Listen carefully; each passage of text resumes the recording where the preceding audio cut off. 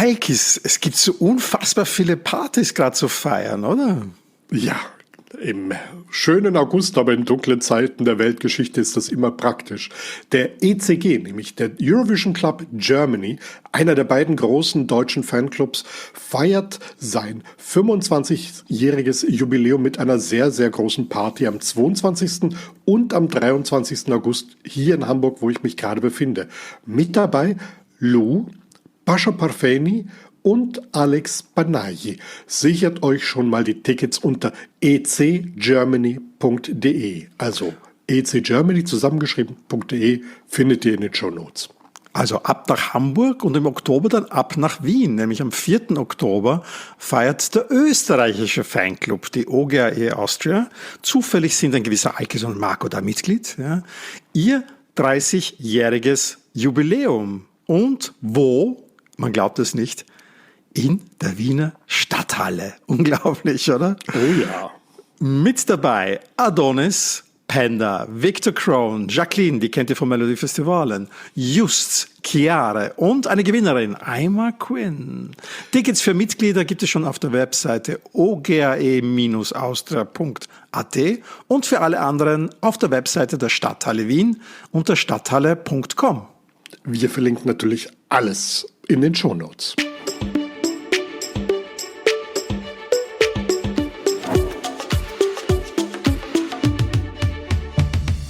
Merci, Chérie, der Eurovision Song Contest Podcast aus Nicosia, Hamburg und Wien. Mir gegenüber sitzt Marco Scheuder. Mein Vis-à-vis ist Alkis Vlasakakis. Und das Thema heute ist die Fotia. Und darüber hinaus mit Alex Panayi. Ja, darüber hinaus, das ist ja eigentlich ein Understatement, kann man sagen, oder? Ja, also bis wir das 28-fache darüber hinaus erklären, noch ein Hinweis. Nach dem Interview plaudern wir noch darüber, dass die Stadtenthüllung, also wo der Song Contest 2026 stattfinden wird, kurz bevorsteht. Wir gehen mal alle Vorteile und Nachteile gemeinsam durch. Aber nun zu unserem heutigen Cast. Alex Panayi wird am 23. August eben dort in Hamburg gemeinsam mit Pascha Parfeni und Lou auftreten, und zwar beim Fanclub ECG.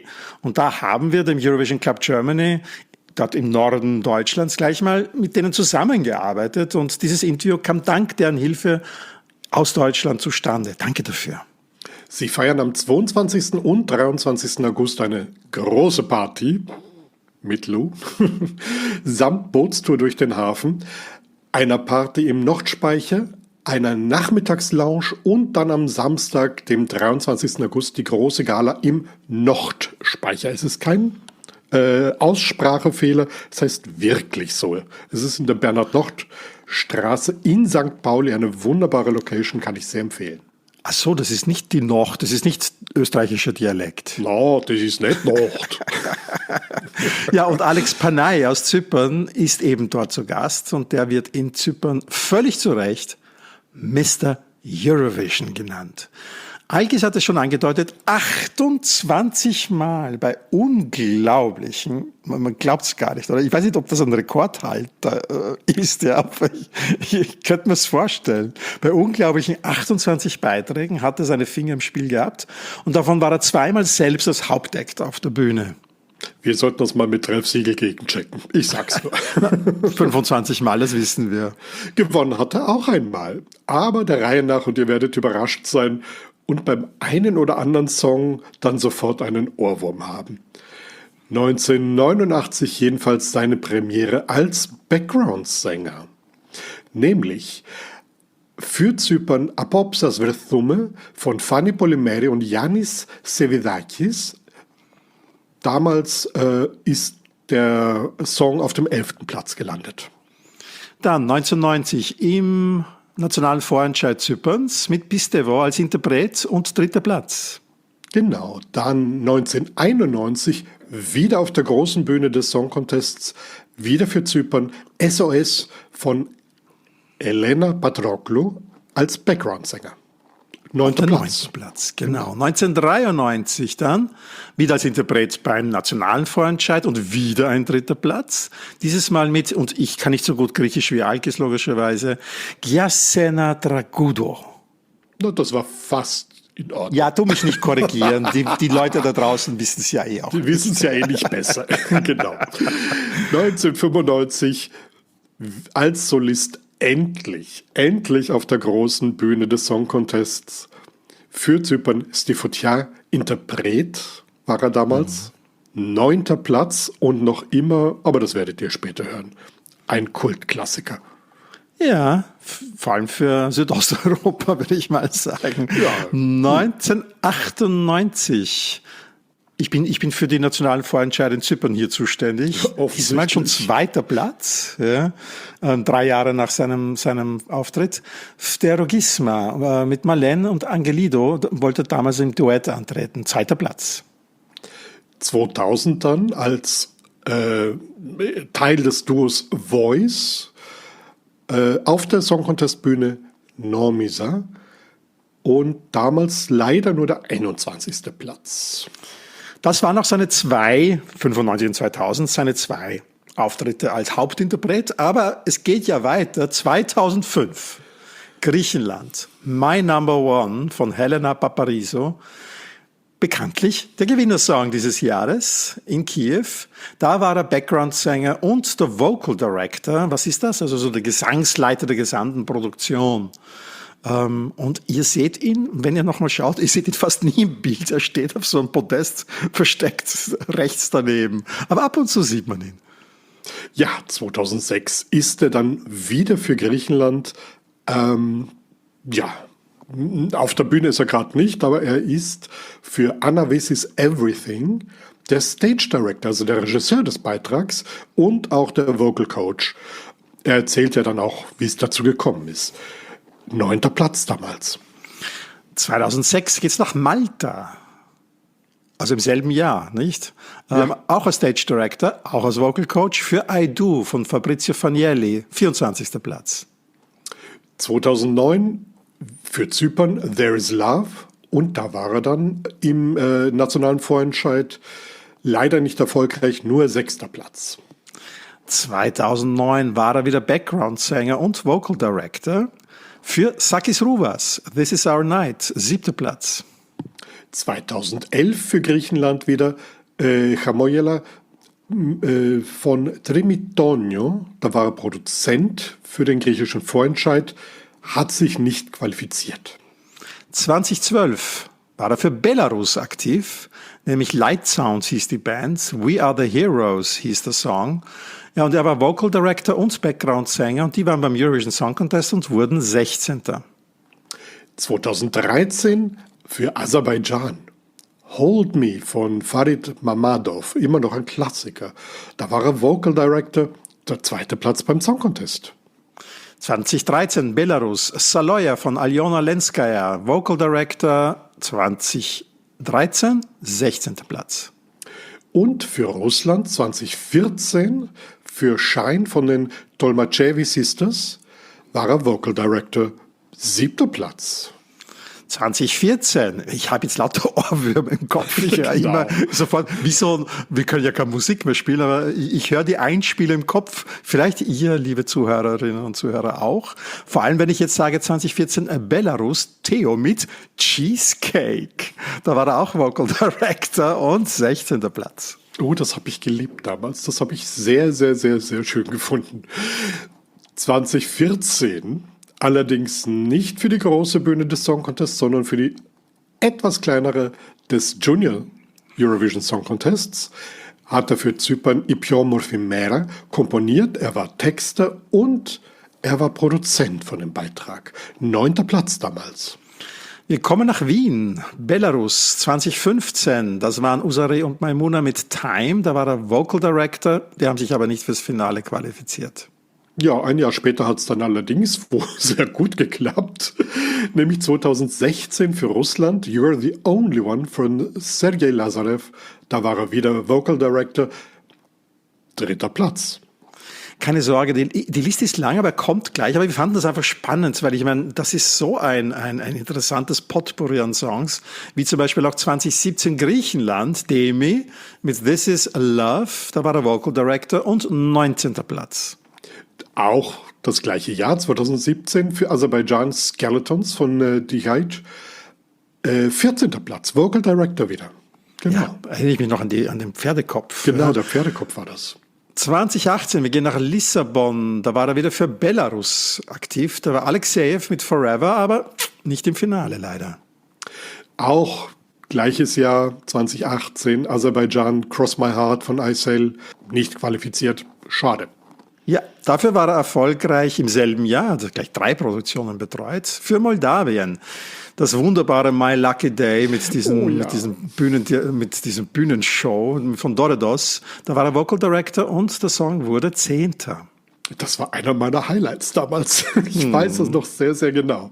2019 für Russland Scream wieder mit Sergei Lazarev, Vocal Director, wieder der 3. Platz auf der großen Song Contest Bühne.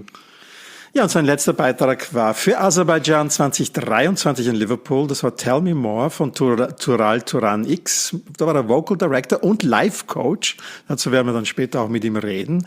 Und jetzt haben wir alle seine Jury-Tätigkeiten noch gar nicht genannt. Ja. Er war ja zum Beispiel Jury Spokesperson in Luxemburg 2024 und so Sachen. Aber hören wir rein. Hier ist das Interview. We have Alex Panayi here. Welcome to our podcast. Thank you, Marco. Thank you, Alkis. It's such a great pleasure to be with you guys today. Where are you right now? Right now, I'm in my ancestral home in Nicosia in Cyprus. Just came back from 2 weeks of holidays. So I'm very tan and very disappointed to be in this heat with no sea around me. Oh yeah. Well, Alkis is in Hamburg and has 20 degrees or something. right now it's 22 right now. So yes, it's rather chilly here. It's the same in Vienna right now. Great. I'm so jealous. Alex, you will be performing in Hamburg, here where I am now, for the 25th anniversary celebration of the ECG Germany, of the Eurovision fan club here in Germany. What does this long-standing connection with Eurovision fans mean to you? Well, always since the beginning of my Eurovision journey, which was in 1989, I always had a very deep connection with the fans. And back then, the fans were a small but very, very dedicated group that are still active. Most of them are still active today. So most of them are like family in a sense, because they've followed me through my journey, my Eurovision journey throughout decades. It's been 3 decades now, over 36 years. So the connection with the fans is probably the biggest gift that I have gotten from Eurovision throughout the years, because I feel like I'm with people who appreciate me and with people who love me and people who are very happy to hear me sing and even talk like I'm doing with you today, and my experiences. So I feel very blessed, actually, and very lucky to be invited in this beautiful city of Hamburg. Where I will meet my old friends again, and a lot of new ones, I'm sure. We will post the link in the show notes where you can buy the tickets and how to join the party in Hamburg. But before we started to talk, Alkis and me were listing the 28 connections you have with Eurovision. 3 decades, you already said. What does the Eurovision Song Contest, what is the spirit for you? What is the culturally, for you personally, musically, what is Eurovision for you? Okay, Eurovision for me, first of all, is a childhood dream. I remember being 7 years old when I watched my first Eurovision, which was the 1977 edition. And I was like, oh my God, what is this? I had no idea what it was. And I became hooked right away. And back then, especially, all the songs was kind of like current songs that you would hear on the radio. Not so much like today's Eurovision, where everything is kind of constructed for Eurovision, which is why there are so many bland songs. But every song back then was like hit after incredible performances and meaningful, beautiful, or happy or crazy songs. And this was like a carnival of music in my head going, and I was very musical from a very young age. So it really made an impression on me.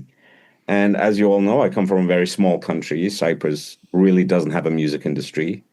It's local music is not local at all. It's basically imported from Greece.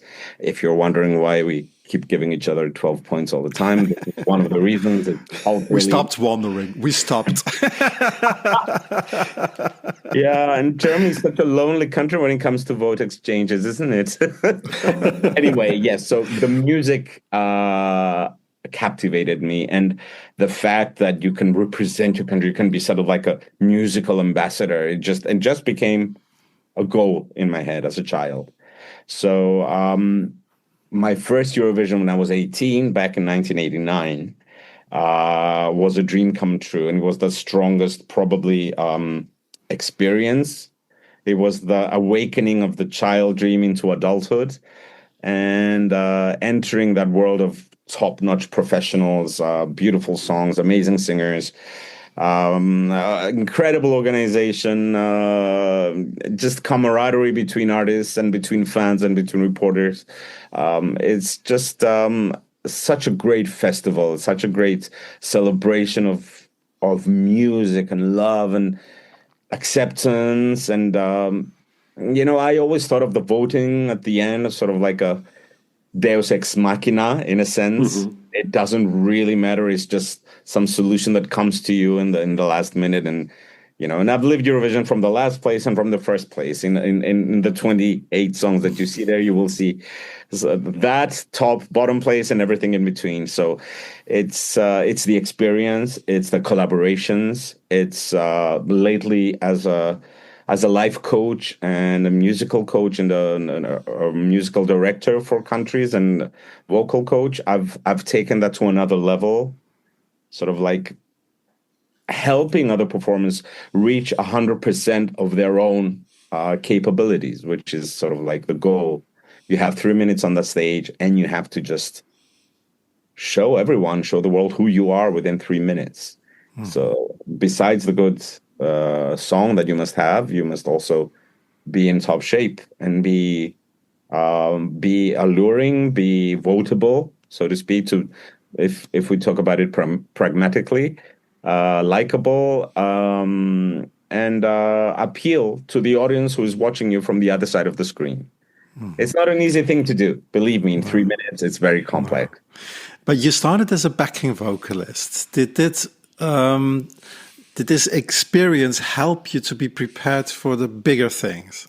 Of course. Twice as a backing vocalist. I sort of like put my left foot in the first time, then my right foot in the second time, and then by 1995, I was ready to put both feet on that stage. It was, I knew how things worked. I knew how to communicate with the production. I knew how to communicate with the creative team. I knew how to expect the song to sound, and I worked around that, so it was very easy. Plus, I'd been already twice on that stage. There's a bit of a adrenaline element to it when you get on that stage for the first time. It's huge. It's the adrenaline rush is just huge, especially if it's been a childhood dream. If you really want it, because I know some performers go there and they really don't care. I mean, it doesn't mean that much to them. To me, it meant a lot. So yeah, the 2 times being a backing vocalist really helped. It took the negativity out of it, so to speak. Mm-hmm. I was kind of eased into that road of becoming center stage. And so by 1995, when I was on the stage representing Cyprus with my own song as a main vocalist, it just, I knew how to channel that adrenaline into a positive state of mind, so that it's excitement rather than nerves. and I really, really enjoyed myself. It's probably some of the best 3 minutes of my lifetime on that stage. How do you feel Eurovision has changed now after so many years? What has changed for you, and what did remain the same? I'll start with the second part of your question. So what remains the same is still the same passion for music, the same kind of Olympic game style competitiveness, so to speak. Everyone is trying to outdo themselves and outdo their own personal record, so to speak, and present something incredible on that stage. That remains. Everything else has changed. I mean, I entered the contest in a time where we had the live orchestra, of course. And here we are today at a time where not only you don't have a live orchestra, but you also don't have live singers on the stage. You can have live singers if you want, but... The backgrounds, you mean, right. Yeah, the backing vocals, the whole kind of live feel, it sort of only depends on the lead vocalist. And sometimes the music is mixed that way that you don't even realize that it's a live performance. So, this kind of that has taken a little bit away from it for me, for its artistic value. But times are changing and the contest is becoming huge. At the same time, if it's becoming so huge, there should be a way to make it worth keeping the live element, because it really isn't just a little, neighborhood contest. It's the biggest global musical event, and it's a shame to not have that. But putting that aside, it's grown so much. Not on television views, but we're no longer in a television era. I mean, I remember when I was back in 1995, the official numbers were about 600 million viewers. Now it's about 200 at best, I think, million viewers. But you have the internet, you have like the whole pre-Eurovision season that is all just chock full of promotion and exposure. So it's really good for the artist. Also, it's grown in production value. It's become an incredibly amazing visual show. And that really adds a lot to how interesting it is to watch. Of course, then you have the other extreme where people just focus on visuals and just completely forget about the essence of music, which is soul, which is expression, which is emotion, which is happiness, or it's the core. The core is a little bit left behind nowadays, like the actual song, the actual connection of the singer to the song, the actual originality of the concept.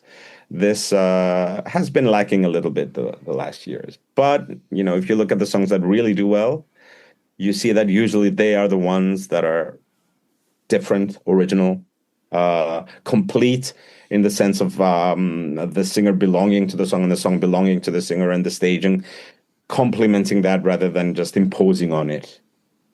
Which, just to comment a little bit here and bring it to today, I think that was the problem of Cyprus this year. The staging was incredible, but and the song felt so contrived and so like created to fit the staging rather than the other way around. And I feel this is probably one of the reasons that the song didn't qualify. And the same stage directs than the winning song. So you see, it's Exactly. you never know at the end. Exactly. Yeah. Well, let's see. Let's see in the biography of Alex. We want to know more about you, Alex. With pleasure. You are from Nicosia, so you represented Cyprus, and you're really from Cyprus. That's not always the case. Yeah, 2018 it hasn't. No. And what are the key moments? What shaped you musically in your youth in Nicosia?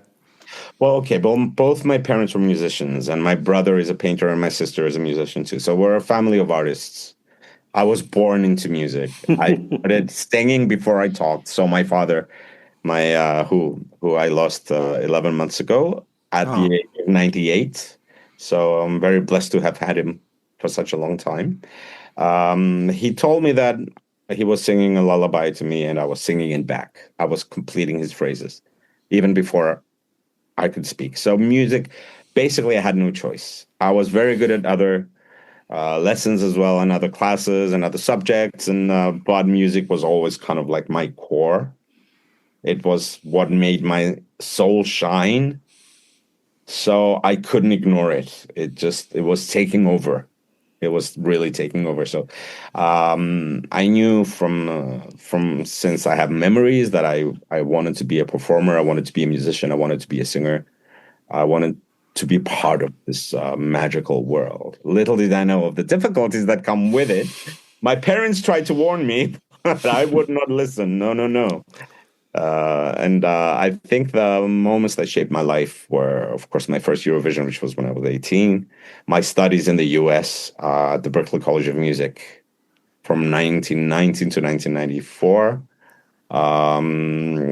And there my mind opened up and my soul opened up a lot as well, because don't forget, I was a gay man in the 80s in a small village of a country called Cyprus. So I was very, very much an introvert, very much a self-hater. And sort of like leaving Cyprus and being alone and being able to create my own life without fear of repercussions, so to speak, or fear of shame to my family or fear of anyone finding out. It kind of not only shaped me as a person, it shaped me as a musician as well. Because I opened up and I let other cultures affect me, other cultures influence me in musical and personal ways, and really just became a kaleidoscope of colors that shaped the person who I am today. So these two moments were the most important, I think, in shaping who I am musically today. Leaving Cyprus for studies is quite common, I guess. I see that from a lot of friends from Cyprus that are mostly going to the UK, but some of them also to the US. Was Berklee then the first idea of, was it the logical idea to go? It was the first and only choice, and I got accepted right away. And perfect. A scholarship as well, so there was no question about it. It was the problem was my father, and to a lesser extent my mother, who really didn't want me to go into the music industry, because of the negative connotations behind that and the instability of the work. That was the biggest issue there that I had to overcome. And actually doing that, proving to them that I can do this and I can do it well, was also a great moment in my personal life, where I realized that I can actually do this, and I can move people with my voice and with my talents. And this was a great moment, an aha moment. And as you said, in Cyprus, everyone goes overseas. At least at my age, if you wanted a higher education, there was no university at the time in Cyprus in the 70s or the 80s. It all started happening in the 90s. So everyone who wanted a serious, bachelor's or master's or PhD, they would have to go either to the UK or to the US or France or Germany, and then they would spread around the world. And this is why Cyprus is a little bit because now that's changed, unfortunately, open to new cultures, to new ideas, because most of the educated people out there had lived at least 3 to 4 years overseas and gotten away from the small, family-oriented, but also small-minded Cypriot society. What I think is interesting with your way is, your parents did classical music, right? I think your father was in a symphony orchestra. Your mother was a pianist, right? Yeah, absolutely. Then you went to Berklee and you did work with jazz musicians. Yeah. And you ended up at Eurovision doing pop, right? Yeah, so it is an interesting question to ask, what did shape you musically? Or are there Everything. no boundaries? Because, I mean, okay, I did pop at Eurovision and I do pop at Eurovision, but that's not all I do. All my life has prepared me to what I've been doing. Because the past 15 years, I've been a very prolific musical theater composer. And I've written like 12 original musicals from scratch. And with my production company, we have staged them in this tiny little market called Cyprus, of course. But we are on the way to expanding right now, starting with Greece, because everything is ready and doesn't need to be translated.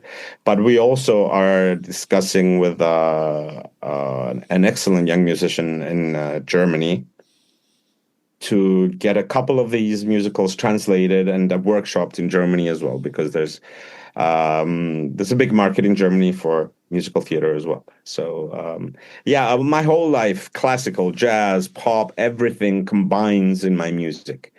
And everything sort of leads me to a different direction here and there. And especially when I'm coaching, if you have a very strong classical background, it really helps because you have very strong foundations of technique that you can then analyze and process I've created sort of like my own Panayi method, let's call it that way, for coaching people, whether it be for Eurovision or some kind of other event or just a recording. There's a balance of all these styles that have to come in so that you can actually find your own identity. If you don't like experiment, if you don't put yourself in the classical shoe, in the jazz shoe, in the musical theater shoe, in the pop shoe, in the rock shoe, then you kind of are incomplete in how you visualize music. So once you go through all of that and then you find your true calling in music, your true style, then you're much the richer for it. How many years have you been in Berkeley?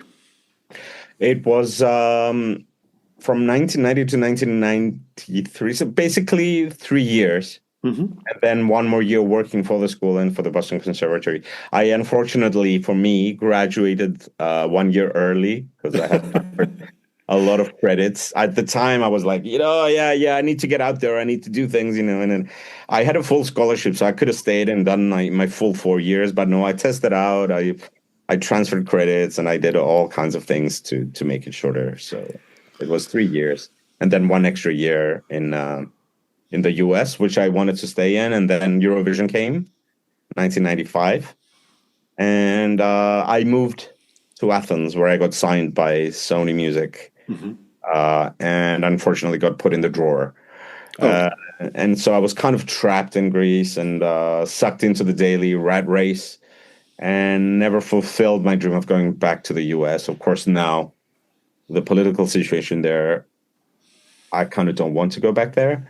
But I was planning on moving back to the US 2 years ago. And that remains to be seen.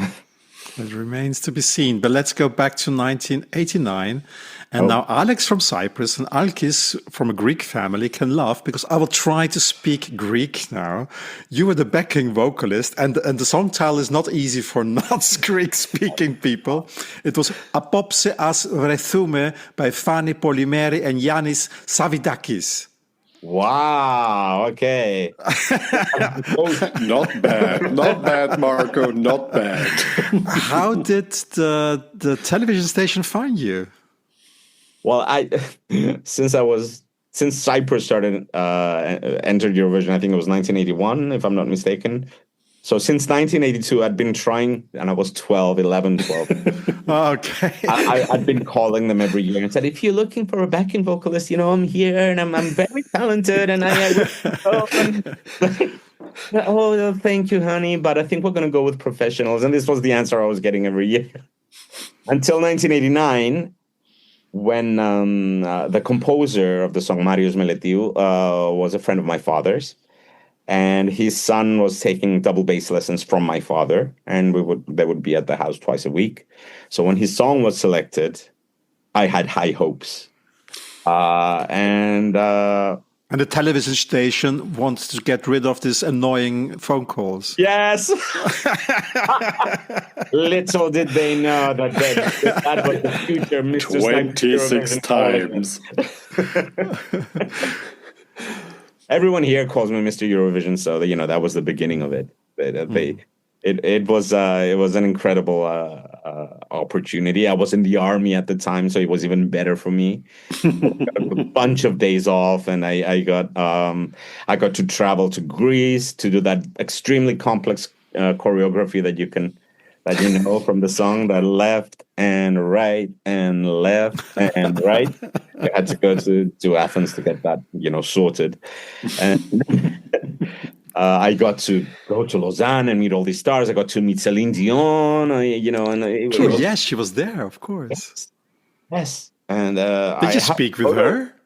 Yes, of course. I have a hidden photo. You can see it on my Instagram. It's just like a little 18-year-old Alex and little young Celine, holding their little cocktails and posing for the photo. It's really, come on, it's priceless. Right? That's wonderful.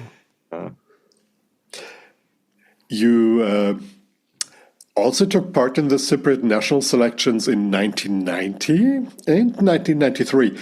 What did those experiences teach you? Well, okay, what did they teach me? Practically how to woo the jury's heart. and the way and the path to Eurovision, that it's not that easy. It's not only if you have a great song or if you need to be prepared for it. In 1990, I was pretty close. I had third place, right? I got third place, but my song was received the best out of all the songs that year. I don't mean to sound arrogant in any way, but that was the song that shot me into stardom in Cyprus, so to speak. Everyone loved that song, and that song became a video clip, and people were playing it, and TV stations, radio stations. I got a very big fan base, and that was kind of the reason why I finally convinced my mom and my dad to let me go and study music in the US. So that song really pushed my career. 1993, I was in the US. I was a little bit of a different mind frame at the time, because in the US and Europe, musically, they don't have much in common. And Eurovision also, if you see American attempts at Eurovision, they're rarely successful in any, if at all. It's a different philosophy. So that also taught me to try and be a little bit more unique, because I felt that in 1993, I presented a really emotional, it meant a lot to me, the song, because my grandmother had just passed away. She was like a second mother to me. And so that song was for her. But it was, a 90s ballad with nothing, your regular key change, which is why you see such a big transformation in 1995 with my song Fotia, which just basically I let loose. I found value in my musical roots, in the polyrhythms of Greece and Cyprus, and the modal melodies of the verse, and then sort of like tapping into that and creating a pop song out of that. Actually was the kick that I got from my previous attempts at Eurovision. And I think this is the reason also why Fotia still remains kind of fresh to the ear even today. It's not dated in any way. It's not one of those songs that represent an epoch. It kind of transcends through that because it's not standardized. So it was a very lucky and wonderful coincidence that I got to write that song and submit it for Eurovision and actually go for that, because that was sort of like a big moment for me. That was 30 years ago that you performed Fotia at Eurovision.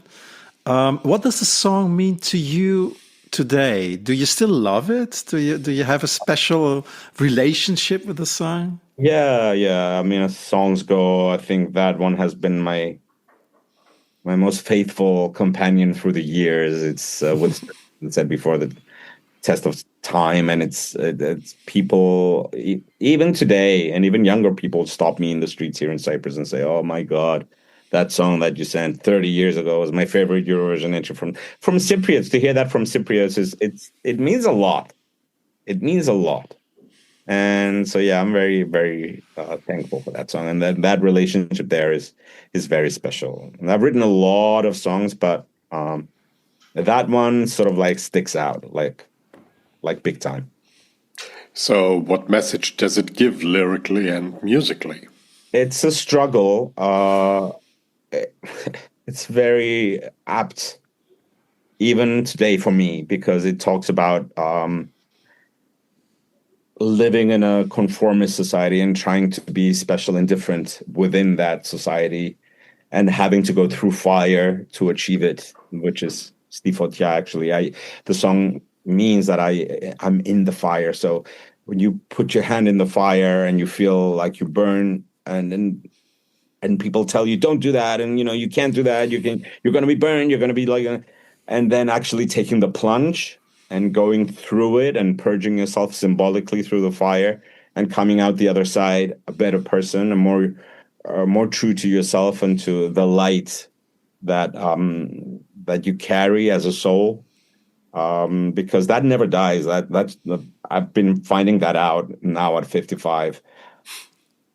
How I am that light within me, that nuclear solar power that powers this body, is exactly the same as it was when I was 5, when I was 10, when I was 20, and now at 55. Respect that, respect it. And that's what this song is about. It's sort of like coming to terms with, being at peace with your inner self, and do what you have to do no matter what everyone else tells you. That's the actual message of the song. Wow. I still love the song as well, I have to say. It's a Eurovision all-time evergreen, no? Right? And true. The only thing that I kind of regret is I don't regret it. I mean, it's part of why the song is so unique. But I mean, whenever I go to the parties, everyone starts clapping and they're singing to the verse, and and then the chorus kicks in and it's in this very complicated Mediterranean 7/8, 6/8, 4/4, and there's a clap, and they're completely lost, clapping away. And then the excitement sort of fizzles. So I have to take it on to myself and just sort of like push its agenda to the audience. Okay, but then you changed somehow the concept of Alex Panayi at Eurovision. You started to do duets. Yeah, I mean, in 1998, you tried it in the pre-selection with Marlene Agelidu. And in 2000, then, as the part of Voices, which was with you and Christina Argiri. Yes. And you went with her on stage at the Eurovision stage in Stockholm, your second appearance. What did make you changing this idea of doing a solo to do it? It's just because I wanted to do something different, and I wanted to share that experience with more people. And the song actually would not be. I mean, I wrote it as a solo song, but then singing it felt like it was too low, and then it was too high, and then I'm like, whoa, why don't I put a female voice in here and make it sound more interesting, sort of. So the song actually became a duet before I even sent it for Eurovision, and I thought, let's send this song to Eurovision. It's 4/4, people can clap to it. You changed that one, okay? Yeah.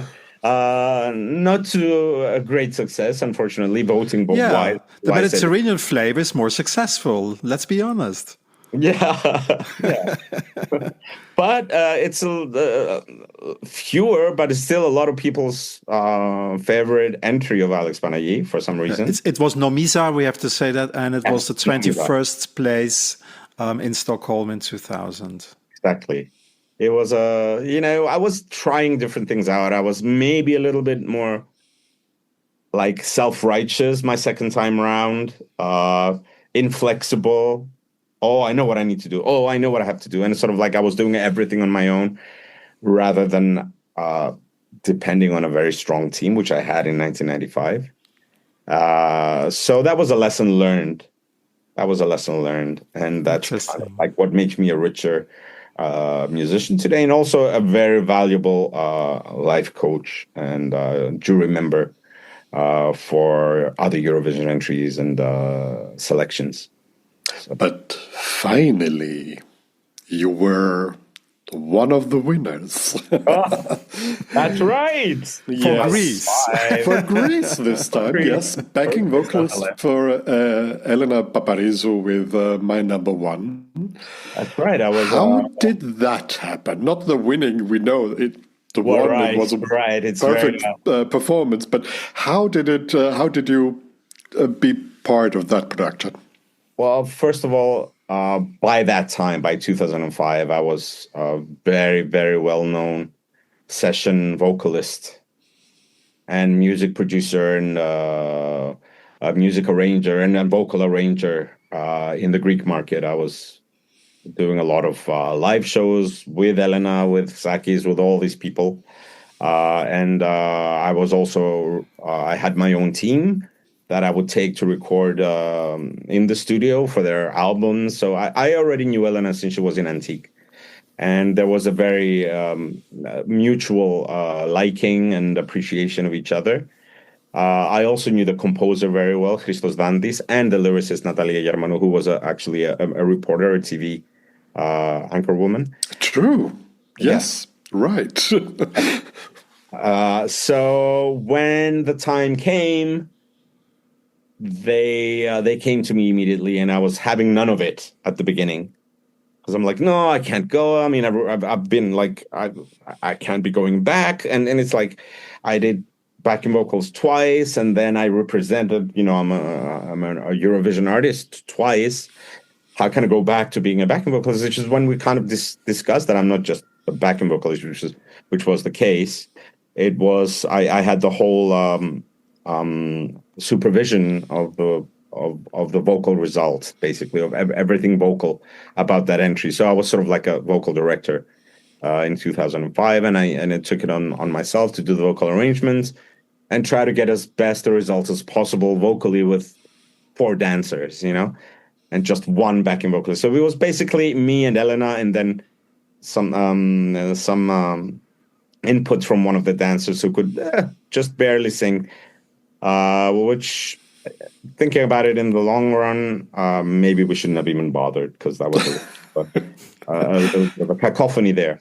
But nevertheless, we won, and that's how it was created, and that's how it was done. And there's another milestone in my Eurovision career to actually be on the winner's stage. That is, whoa! Especially, I don't know, I don't see it so much here, but back in 2005, the minute you won, it was like sort of like pushing everyone away, because it was like pandemonium. Yeah. The press, the fans, it was sort of like we needed protection. And yeah. And that was intense. And that was like, I was sure we were never going to live that in Cyprus or in Greece, you know, positive that either of these countries would ever win the Eurovision. So when it did happen, I mean, there was talk of it. Greece was one of the favorites that year. But, you know... It's Eurovision, you never know. Never know. Yeah, exactly. But it's still one of those iconic performances of the past 25 years. So absolutely, yeah. It's a great winner. And well done. Well, for you as a Greek, of course. Yeah, of course. Well, there aren't that many winners when you look back at all those performances. This is one of those that you remember quite well. That night in Kiev, of course. Yes. Yeah. Yes. Kiev was to be my destiny, and I didn't know it at the time. Yeah. And yeah, but to just know the feeling, was it? I mean, you have been as a solo artist, and then you won as a backing vocalist.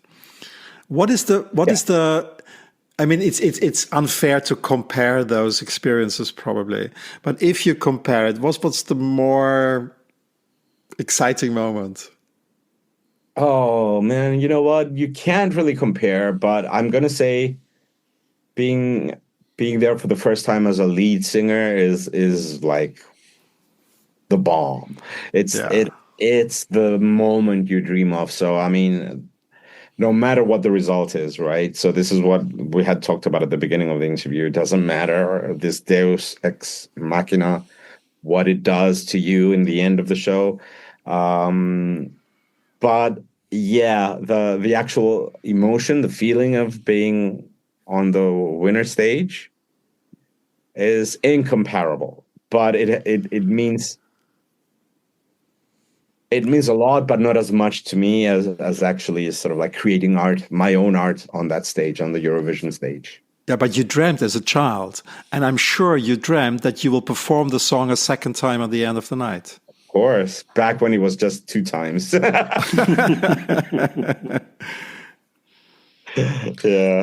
I did, and it happened. So I think my Eurovision journey is kind of complete now. Complete. Well, maybe I'll write a winning song. Who knows? Who knows? You did work with Anna Visi, the probably second best selling artist in the Greek history of records. She's a megastar. She's a megastar. Yes. And I'd been working with her for many years before that. Okay. I was called in last minute because she was like, no, I'm gonna do everything on my own. No, I don't want any backing vocals. No, I don't want to. It was like sort of like it's my terms, it's my thing. I'm just gonna be alone on the stage. And then she was, and I told her, okay, well, you're gonna do this. You're gonna do Eurovision, and listen to me a little bit. You can't be doing your shows like she's very famous for doing this really big 4 or 5 hour shows, singing her heart out every night, and sort of like it just took a toll on her voice. And I told her, you need to take a break. She didn't.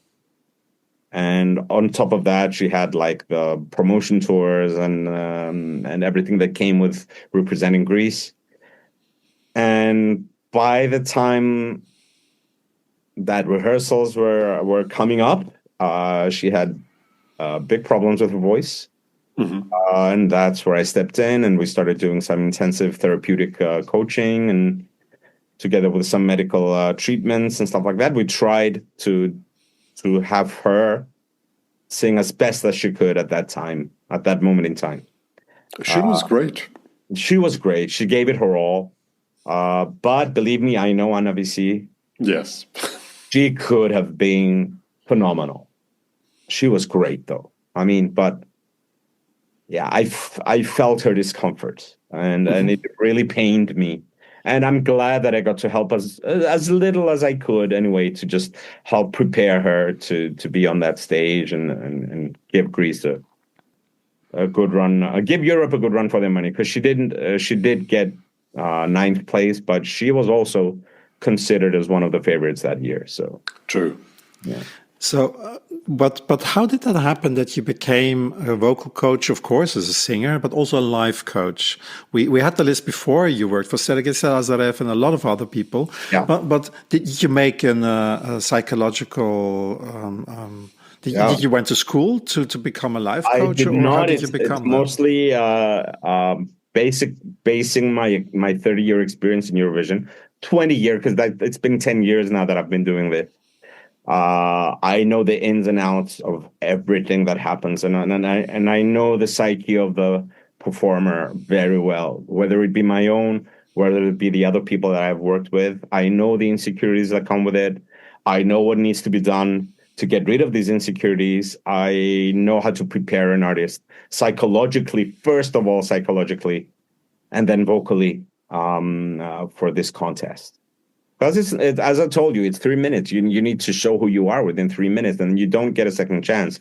Like Anna Visi does shows for 4 or 5 hours, and she's allowed to have a little crack in her voice. She's allowed to stop and have a breather, have a glass of water between songs or whatever. But 3 minutes it should be kind of like a show reel for you. It should be, your shining moment. It should be your crowning achievement as a performer. So I know how to get to that. I do not have a psychology degree, and you do not need to have a psychology degree to be a life coach. A psychologist, maybe. A psychiatrist, definitely. But I use my experiences and my innovative solutions to stressful situations when it comes to of course, music and singing and performing live. And I use that to help. And it's been really wonderful mentoring a lot of these singers that you see in that list. Mostly the younger ones who have no clue of what's waiting for them on that stage. Sergei Lazarev really needed no life coaching. It was mostly vocal arranging and sort of like organizing and then getting the vocalists together and auditioning for them and doing rehearsals with them and finding, little melodies that can help and change the song a little bit. This is what I do. But for some of the younger ones, like Farid Mamadov, who ended up in second place, I think that was my first mentoring moment in Eurovision, because I was everything for that kid, and like he did not speak a word of English. I remember I tried to do an interview with him. It was difficult. Well, try to get him to pronounce and understand what he's singing in English in an emotional and sort of like dramatic ballad as well, nonetheless. So it was, and at the same time be in a strict choreography that which he had no problem with because he was a really good athlete, actually. And he followed our schedules and he followed our advice to the dot, and it got him close to winning. And from that point on, I upgraded my services, so to speak. Well, that's interesting to know, because in Malmö 2013, we were wondering, because this guy didn't speak any English, so you only could talk with him with a translator. Yeah. But when he was singing that song, you had this feeling he knows what he's singing about and he feels it. And I thought, right? How does he do that? He has to learn it phonetically. But now I know the secrets behind it, and I meet the secret now. It was rehearsed. The same with Russia in 2014, the following year. The same. Yeah. The twins, not a word, not even hello. They didn't even know hello. So it was like these 2 years really transcended my abilities. They really honed my skills to try and help singers who are non-English speakers at all go into an international competition and actually convince with their songs. So it's these were difficult things that we had to work on every day. First, you learn it phonetically. Then we take the vocabulary and we find the exact translation word by word, and then we go syllable by syllable. Pronunciation is a huge issue in these things because English is not an easy language to pronounce. But we love it in Eurovision, the bad English songs. Oh, they're great. Right? Many. They're funny sometimes. Yeah, I mean, like Malta in the 90s, that we used to call it Maltish. But of course, it's become a lot better now. But I will never forget this Georgian song, which was called Peace Will Come. And she was always singing Piss Will Come. I know. And that's our motto for the Hamburg party, isn't it, this year? Hamburg weather, piss will come. Yeah. Oh, my goodness. Would you like to return as an artist? Or is that been there, done that? Well, everyone wants to return as an artist. It's, I've been getting in touch with my core, the light that I talked to you before, and that guy is a little bit underdeveloped and a little bit taken care of, and he needs his moment to sing again because I haven't been singing so much lately. But whenever I think that something is unique, relative to my situation, to my age, to my body type, to my expression as an artist, this is what I mean. And it's the right fit, and I feel like it's going to speak to people and offer something unique and valuable to this beautiful tapestry of songs, thousands of songs in Eurovision, I will do it. But until that day comes, I will not. So. Okay. Not with any song. It must be the one. It has to be the one that speaks to me, and then I trust that it will speak to the many as well. Because now you have this complex structure where it's not just the juries who vote for you like it was in 89 or 95, or, you have the televote. And the televote is different, and it's a different philosophy, and you need to take that into account, especially nowadays when your fate in the final really only depends on the televote. Whether you pass into the final or not is solely up to the televote. And that is... it's an obstacle for songs that are a bit more mysterious and not as obvious as others. But it's I believe that a good song will never go unnoticed. Never go unnoticed. We know your Eurovision journey, but what other musical or artistic projects are you involved in? Well, first of all, I do have my own company that I founded about 13 years ago. It's called Silver Spotlight Productions, and it's an entertainment, all-encompassing company. It just it tackles every aspect of music and entertainment needs for corporate events, government requirements, and special projects. But most importantly, it's been the springboard of my creativity as a composer in the last 13 years of its existence. As I already mentioned before, I've written 12 musicals. I've amassed a great number of professionals to work with me as well, librettists, directors, choreographers, and I've gained a lot of knowledge. And I do coach overseas as well. But mostly I'm focusing on composition right now and creating unique performances. This is kind of like what I'm doing now.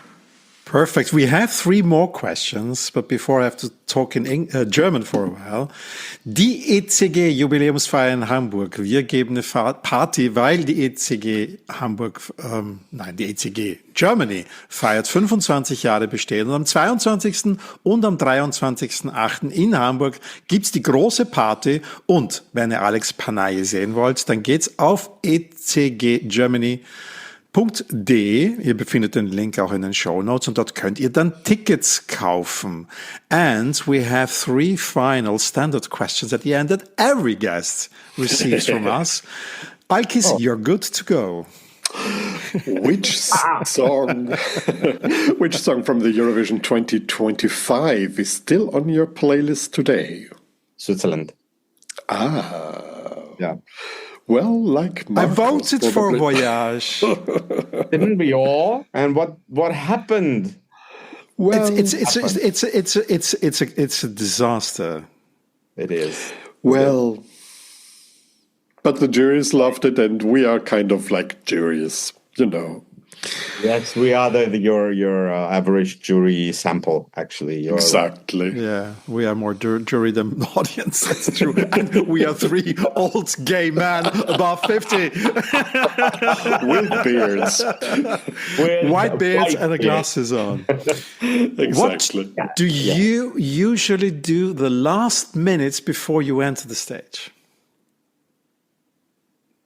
I smile. Oh, wow. I smile. I try to forget everything that's going on before, and I just plant this big, huge smile on my face and feel happy and blessed to be in that situation, and preparing myself for one of the best experiences of my life. This is always what I do before I go on stage. Especially on the Eurovision stage, probably. Yes. But not only. So, and what is your all-time favorite Eurovision entry from any country, any time, and why? Whew. This is a question I'm being asked a lot. Yes. It's a question I can never answer. Oh, you should. No, I should. We insist. I can give you like the 80s were special to me because I was a teenager in the 80s, and this is when music really affects your composure. It develops your character. So the 80s have a very special spot in my head, and but most of my favorite songs are, I think, from the 90s, like France in 1991, which Le dernier qui a parlé. Yeah, well, there you go. How can you find a correlation between that song and Fotia? They're two very different songs, but they tread on the same philosophy, right? Getting from these are the songs that affected me, so to speak. How can you take the culture and the sort of your own uniqueness as a person? And that's been overdone now, of course. But back in the 80s and 90s, this was kind of an interesting situation. And this is what inspired me to write Fotia. So that song is very special to me. And then Rapsodia with Mia Martini. Oh, we have the same taste, Alex. Heart-wrenching song. We did a whole episode just about that song. Yeah. And it's just that the artist herself, I mean, I knew her from 1977, obviously, when she had represented Italy back then. And funnily enough, then when she came in the 90s, I was 1993 or 1994? 92. Right. Yes. And Amina and Mia Martini saved my Eurovision love, because in that time I think I'm going to stop watching Eurovision. There's too much trash. And then these songs saved me as a Eurovision fan. Did you say Nina? Mia. 1989 Spain? Mia. No, yeah, okay. Mia Martini. Yeah. For me, yes, it was. And Italy, especially when the representatives come from Sanremo, and it's such a honor to have them participate in Eurovision and raise the level every year. No matter what they do, it's never just an afterthought like it is with most of the big five. And I really appreciate Italy a lot. My favorite country in Eurovision is Italy by far. But and what makes Mia Martini so much more special to me is that she passed away on the day that I was performing in 1995. Oh. I came back to Cyprus and I read the newspapers, and there was Mia Martini passing away on the 13th of May, 1995. So it created a forever bond because we adored her, and just created a forever bond with me and Mia Martini. So yeah, Rapsodia and Libera are like two examples of that. But Rapsodia is like my, it's the torch song feel. It was a time where you would listen to songs and cry your eyes out and say, "Oh, I understand her. Oh my God, this he's talking about and blah, blah, blah." And it's so tragic, and and it was, and then her whole life was tragic too. So that song means a lot to me. But why I asked about Nina, it was my favorite moment in 1989 was Spain, Nacida para Amar, and by Nina. It was the time where we had to be on stage for Cyprus.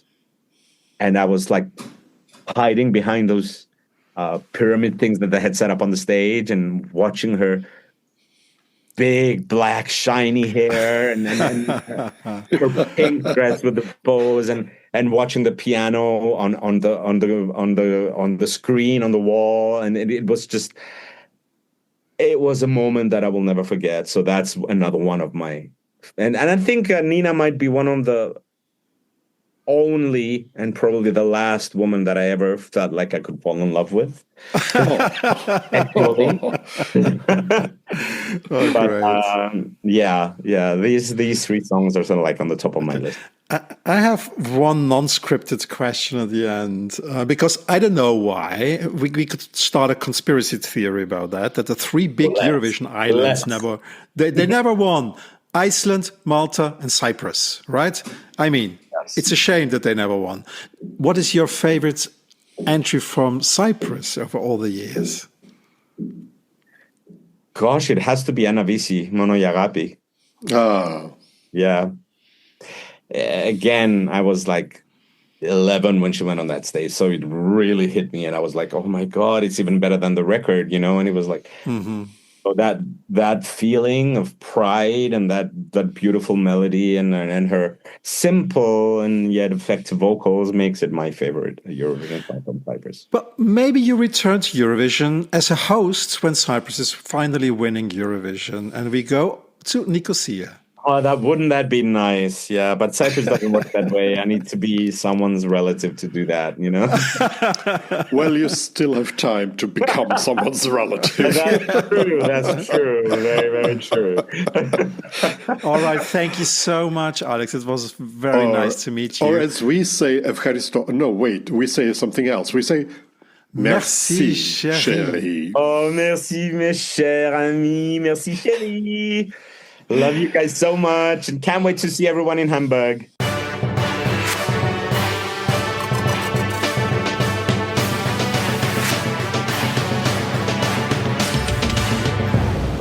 Merci, chérie plaudert. Und zwar über Innsbruck oder Wien, Marco. Ja. Ja, wir stehen knapp vor der Enthüllung. Also ihr, die ihr das jetzt hört es vielleicht schon mit dem Wissen, wo und wann es stattfindet. Aber wo und wann eben der Eurovision Song Contest 2026 stattfinden wird, das wissen wir noch nicht. Und wir plaudern heute nicht über das Wann, sondern über das Wo. Genau, also in Österreich, das ist schon mal fix. Ja, also das ist klar. Wirklich? Es wird nicht, ja wirklich, es wird nicht in Graz sein, es wird nicht in Linz und Wels als Doppelpack sein, auch nicht in Oberwart. Oh, schade, ich wäre ja für auch Oberwart. Das ist bislang klar. Aber was spricht denn für Innsbruck und was dagegen? Und was spricht für Wien und was spricht dagegen? Marco, was meinst du denn, sind denn die 3 Pluspunkte für Innsbruck? Ja, ist wirklich eine gute Frage, oder? Und wenn man ein bisschen nachdenkt, dann muss ich ja wirklich leider als Wiener sagen, dass die Eurovision Song Contest in den kleinen Städten immer einen großen Vorteil hatten, weil die ganze Stadt sozusagen mit im Boot ist und es nicht nur ein Teil in einer großen Stadt ist. Und das spricht natürlich für Innsbruck. Das wäre dann so ähnlich wie Liverpool, Basel, Rotterdam, solche Städte, wo das dann ganz präsent auch in der Stadt ist. Und das spricht aus meiner Meinung nach sehr für Innsbruck. Zweitens, Innsbruck kann sich, glaube ich, touristisch dadurch neu positionieren. Innsbruck kennt man als das Goldene Dachl, diese Mittelaltergeschichte und Berge, Wintersport. Das sind sozusagen die Markenwerte Innsbrucks. Und da so eine völlig neue Note hineinsetzen, ist natürlich schon spannend. Und das spricht natürlich für Innsbruck. Und das Dritte, was für Innsbruck steht, ist natürlich, dass es vom Westen her für viele aus Deutschland, aus Frankreich und so schneller erreichbar ist als Wien, das viel weiter im Osten liegt. Das wären mal so meine 3 Pluspunkte. Was wären denn deine 3? Also landschaftlich, das gibt einfach wahnsinnig schöne Bilder. Ja.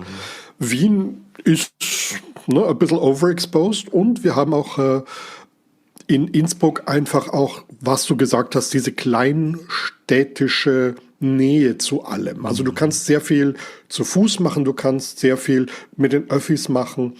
Dieses ganze wunderschöne Tal am Inn bietet sehr schönen Zugang zur Halle. Also die Infrastruktur wäre da. Und der letzte Punkt, es ist Nebensaison in Innsbruck. Also das würde sich natürlich dann anbieten, Innsbruck als eine touristische Region oder Tirol als touristische Region auch im Frühling zu bewerben, wenn eben noch der Sommer nicht da ist und der Schnee schon weg ist. Und Mai, das ist natürlich dann, das gibt schöne Bilder. Ganz einfach. Und deine 3 Minuspunkte? Also das sind eher logistische Minuspunkte. Ich würde mir wünschen, dass wieder mehr Menschen direkt in der Halle Platz hätten, weil wir hätten dann so viele wahrscheinlich wie in Basel, das sind so 6.000, 7.000, 8.000 Leute. Die Olympiahalle ist, glaube ich, schon so groß wie die Stadthalle. Nein, das ist kleiner. Die hat die hat 5.000 weniger, wenn sie leer ist. Okay. Und 11.000 die Innsbruck und, glaube ich, 15.000 in Wien. Dann muss man noch ein paar abziehen, weil da kommt ja eine riesige Bühne rein, wie wir vermuten können. Ja. Die Zeiten der flachen Bühnen sind vorbei. Und das wäre so einer der Nachteile. Der andere natürlich auch ein Kostenproblem. Der ORF müsste seine gesamte Logistik dorthin bringen für einen großen Zeitraum. Und der dritte ist, der Flughafen ist tatsächlich zwar international, aber nicht so gut angebunden.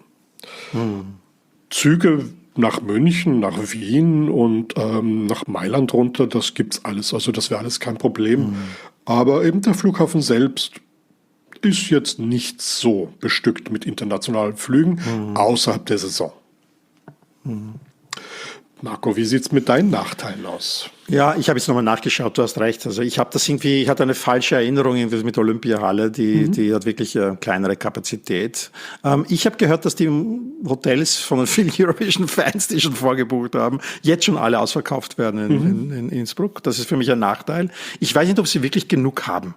Ja, weil jetzt müssen ja die Delegationen, die Journalistinnen und alle, die müssen da jetzt auch noch rein irgendwie. Ja? Und ich wüsste nicht, wie das funktionieren soll, außer man macht ein sehr kluges Shuttle-Service zu diesen dann, da hast du ja recht, leerstehenden Skihotels irgendwo in den Tälern rundherum. Ich weiß nicht, ob das die Leute dann wirklich wollen, weil sie dann nicht flexibel sind. Sie können nicht einfach in den Euroclub gehen und dann einfach spontan entscheiden, um 2.30 Uhr ich gehe jetzt nach Hause. Wenn dein Hotel in, keine Ahnung, in Ischgl ist oder so. Ja? Und das weiß ich nicht. Also Ischgl ist schon ein bisschen zu weit weg, sagen wir halt, etwas Näheres. Also Kitzbühel. Ich kann dich soweit mal beruhigen. Es sind ganz viele Hotels einfach geschlossen in der Zeit, auch in der direkten Umgebung von Innsbruck. Die würden dann wahrscheinlich aufsperren. Ja, und ich glaube, das weiß ich aus Erfahrung. Dann ein anderer Nachteil ist meiner Meinung nach, dass es politisch größeren Widerstand gibt als in Wien. Also die Stimmungsmache, das merke ich auch in den sozialen Medien, ist einfach in Innsbruck sehr viel stärker als in Wien.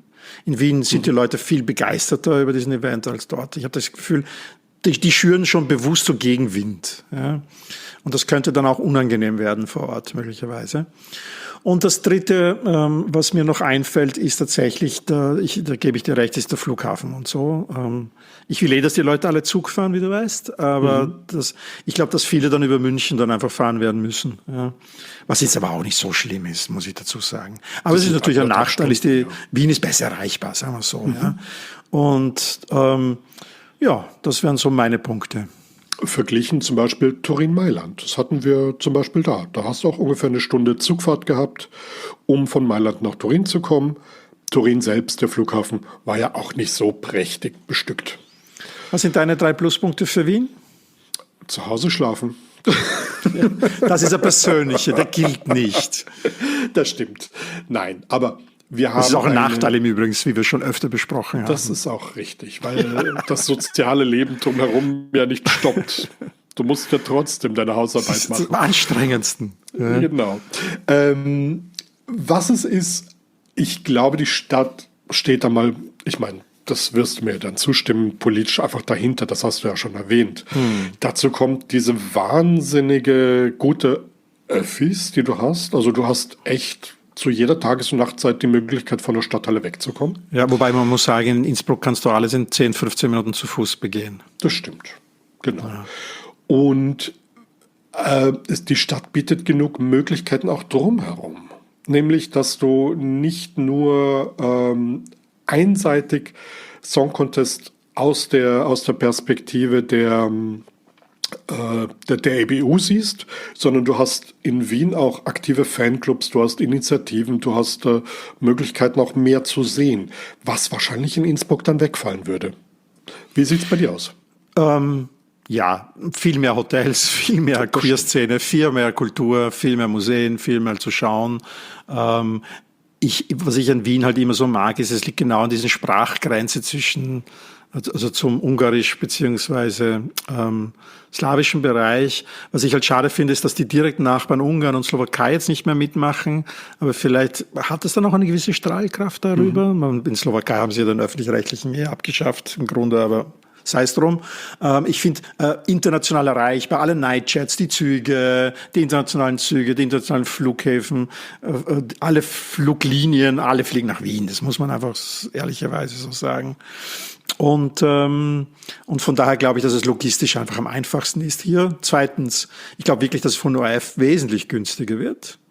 Weil alle hier übernachten können. Ich glaube, dass die meisten Technikerinnen, die ganze Personal, alle die Bühnenaufbauleute, die Lichtshow-Leute und so, dass die alle hier in Wien leben.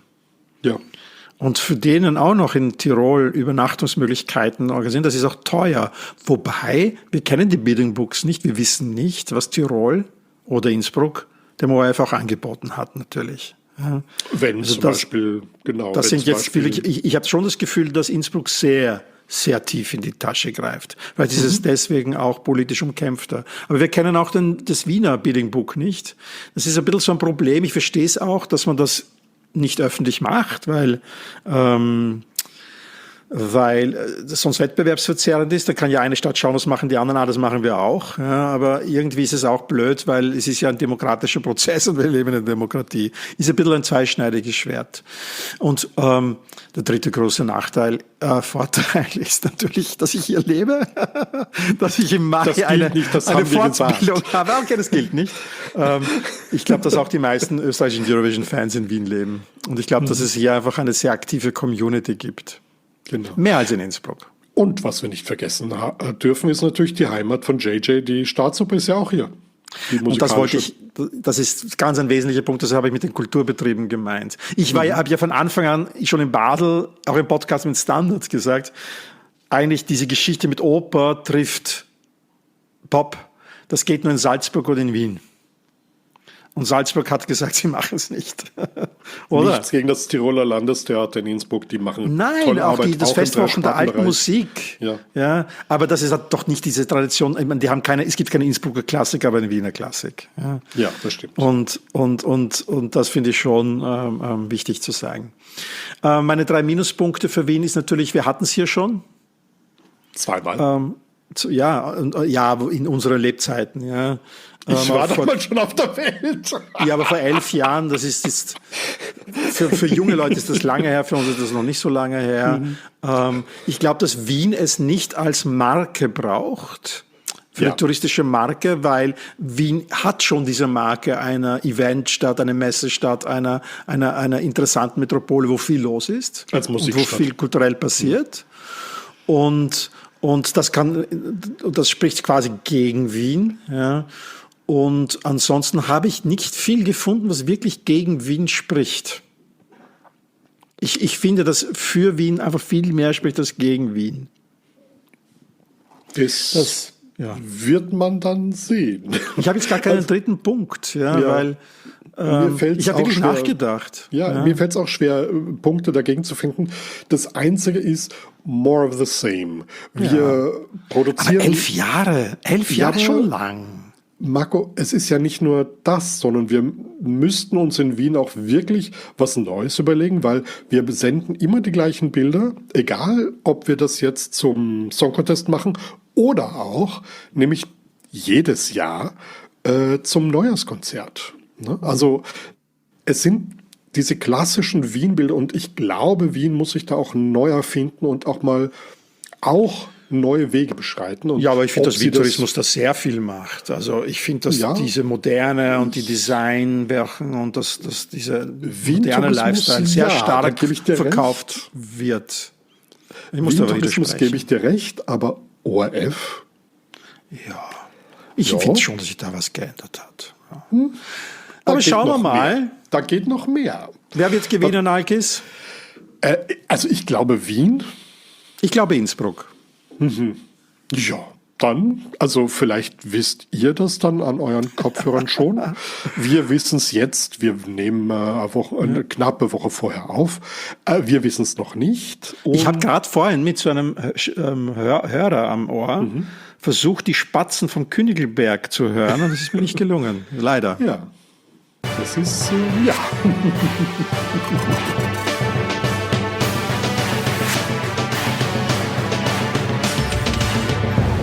Merci, Chérie, die kleine Song Contest Geschichte am Schluss.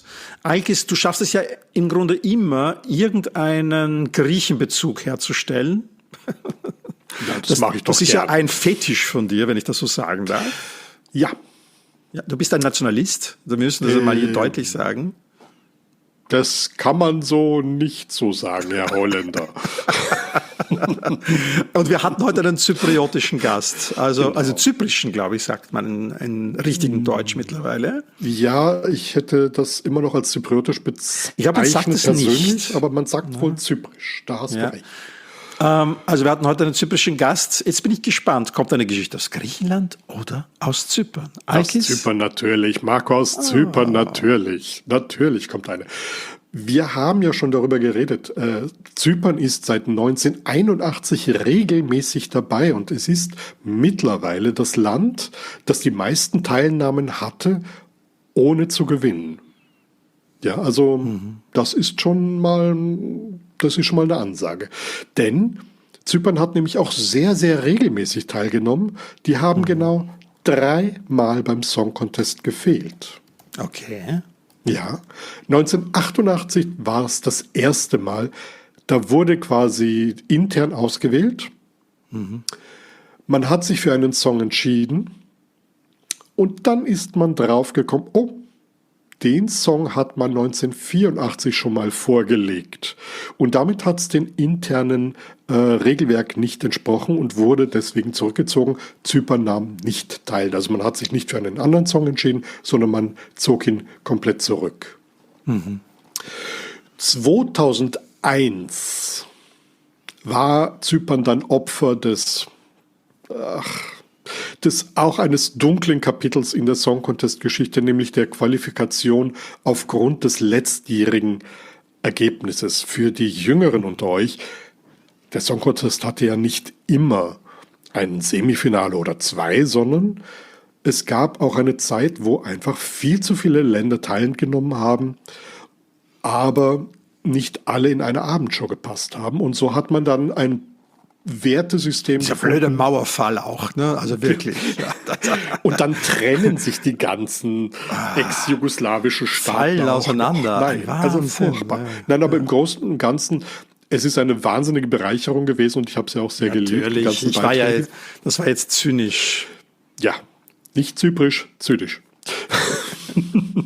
Übrigens, kleiner Hinweis. Es gibt einen Hinweis das vom Auswärtigen Amt als Referenzpunkt, nämlich vom Auswärtigen Amt Deutschlands. Demnach ist Zyprer die deutsche Bezeichnung. Und zyprisch, das dazugehörige Adjektiv, so empfehlen sie es bei den Staatennamen und beim amtlichen Gebrauch. Obwohl alle sagen, zypriotisch ist deutsch und ist korrekt. Genau. Also es ist nicht diskriminierend. Ich hatte Angst, es ist irgendwie so ein man darf es nicht mehr sagen, Wort. Ich glaube, das ist es noch nicht, aber es ist vielleicht Zeit, sich davon zu lösen, denn zypriotisch bezieht sich auf das rein griechische Adjektiv und nachdem die Insel ja aus 2 Bevölkerungs- oder mehr mittlerweile besteht, sollte man alle inkludieren. Aber anyway, 2001 wurde eben Zypern Opfer dieses Wertesystems. Sie hatten im Vorjahr einen schlechten Platz und konnten deswegen im nächsten Jahr nicht teilnehmen. Und 2014 hat Zypern sich zurückgezogen, weil 2012 und 2013 hatte Zypern eine massive Finanzkrise und es war für den zypriotischen Zyprischen Rundfunk nicht vertretbar. Sag einfach Rundfunk aus Zypern und schon bist du aus der Bredouille. Genau, dem Rundfunk aus Zypern nicht vertretbar, dass man daran teilnimmt. Das lag auch ein bisschen an diesem an der mangelnden Begeisterung, denn Zypern hatte immer ein National Final oder eine interne Auswahl und man hat sich sehr auf junge, noch nicht so bekannte Artists geeinigt, die dann eben teilnehmen sollten, das quasi als Sprungbrett nehmen sollten. Und das hat halt wenig Anklang gefunden, während für Griechenland schon Leute mit einem gewissen Namen teilnahmen, die auch in Zypern einen guten Namen haben. So hat sich dann immer alles auf Griechenland konzentriert und nicht auf Zypern. Deswegen gibt es auch immer oder öfters mal die 12 Punkte. Nicht immer. Das sollte auch gesagt sein. Und so nahm man halt ein Jahr lang nicht teil und 2014 hat man dann allerdings schon gesagt, 2015 in Wien nehmen wir teil. Und so gab es dann 2014 auch 12 Punkte aus Griechenland, nicht für Zypern, sondern für Conchita. Das muss ja ein Erdbeben gewesen sein. Gab es dann diplomatische Verwicklungen? Gab es dann... Da Zypern nicht teilnahm, wurde der Botschafter einbestellt? Ich meine, hallo? Ja. Die Juroren durften nie mehr Juroren sein oder so. Genau. Ja, danke für diese Geschichte. Gerne. Und wir reisen ja seit... Ja, ich hoffe, dass Zypern noch ganz, ganz, ganz viel teilnimmt und endlich mal auch gewinnt, weil das wäre schon geil da unten. Unsere 3 Inselstaaten, ich sag das jetzt, wir machen mal eine Episode über die, Zypern, Malta und Island. Hallo, die haben wirklich alle 3 einen Sieg verdient, oder? Mit sensationellen Beiträgen, ich meine, Fuego. Wo würdest du lieber hin? Nach La Valletta, nach Nicosia oder nach Reykjavik? Persönlich Nicosia, weil ich kenne Leute, ich könnte unterkommen. Und deine Geldbörse möchte nach Reykjavik. Das glaube ich nicht. Das glaubst du nicht. Ich auch nicht. Alright, Alkis. Ja. Wunderbar. Dankeschön. Wir waren jetzt in Zypern. Bei der letzten Episode waren wir in Schottland. Ja, wo reisen wir das nächste Mal hin? Wir werden sehen und wir sagen bis dahin, wie üblich, Merci, Chérie.